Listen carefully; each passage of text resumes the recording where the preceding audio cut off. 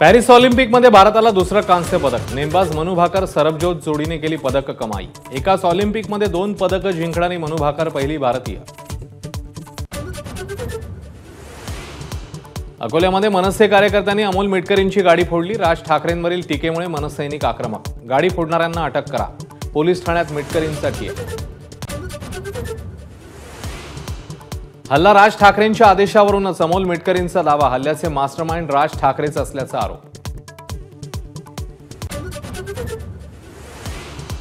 नाव आणि वेश बदलून दिल्लीवारी करताना अजितदादांनी सुरक्षेचे नियम धाब्यावर बसवले का? सुप्रिया सुळेंचा सवाल। तर दादांच्या वेशांतरामुळे अतिरेक्यांनाही प्रेरणा, राऊतांचा टोला। मराठा आरक्षण देण्याचा अधिकार राज्य सरकारला नाहीच, मोदींनीच तोडगा काढावा, पाठिंबा देऊ। उद्धव ठाकरेंकडून भूमिका जाहीर।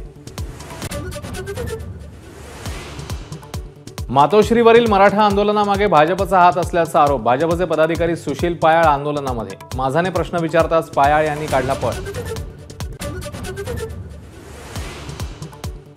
वरळीमध्ये ठाकरे गट आणि मनसे कार्यकर्त्यांमध्ये राडा। जांभोरी मैदानातील अनधिकृत बांधकामावरून दोन्ही पक्षांचे कार्यकर्ते भिडले। शिवसैनिकांकडून तक्रार दाखल।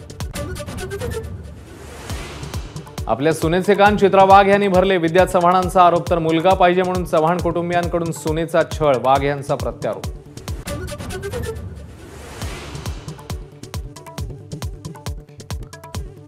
धारावीत हत्या झालेल्या अरविंद वैश्यच्या अंत्ययात्रेदरम्यान 2 गटात घोषणाबाजी। पोलिसांनी कोम्बिंग ऑपरेशन राबवावं, किरीट सोमय्यांची मागणी। उरणमधील यशश्री शिंदे हत्याकांड प्रकरणातील आरोपी दाऊद शेखला उरण पोलिसांकडून अटक। लवकरच कलबुर्गीतून नवी मुंबईत आणणार।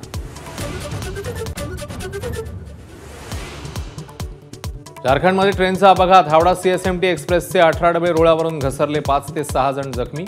घसरलेले डबे हटवण्याचं काम सुरू। एबीपी माझा, उघडा डोळे बघा नीट।